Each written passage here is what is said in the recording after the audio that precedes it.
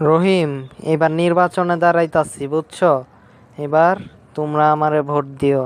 আমি তুমগো লিগার সকল ধরনের কাজ করবো। তোমরা যা চাইবা আমি তাই দিমু। মুসলমানদের জন্য আমি সব সময় আমি সেবক হিসাবে কাজ করবো।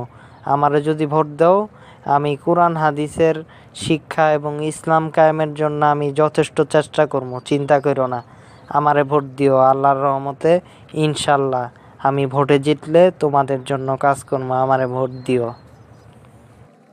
ও তাই নাকি? ঠিক আছে, ইনশাল্লাহ আপনার এই ভোটটা দিমু।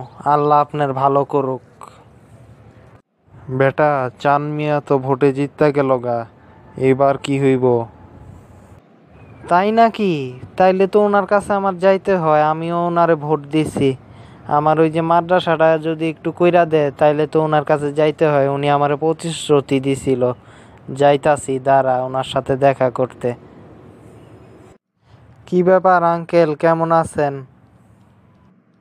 ওই মিয়া, আমি এখন এলাকার নেতা। আমারে স্যার কবা। কি এর আঙ্কেল মাঙ্কেল কো, আমি স্যার তোমাগো।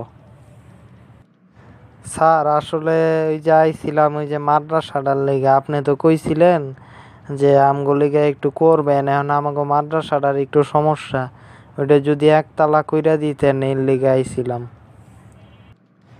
আপনারা আসলেই মৌলবাদী মার্কা, বুঝছেন। আপনারা এত সাম্প্রদায়িক আর মৌলবাদী যা বলার বাইরে। এটার জন্য আসছেন। আমরা গণতন্ত্র প্রতিষ্ঠা করবো এবং অসাম্প্রদায়িক বাংলাদেশ গড়বো। এগুলি মাদ্রাসা মসজিদ দিয়ে কি হইব?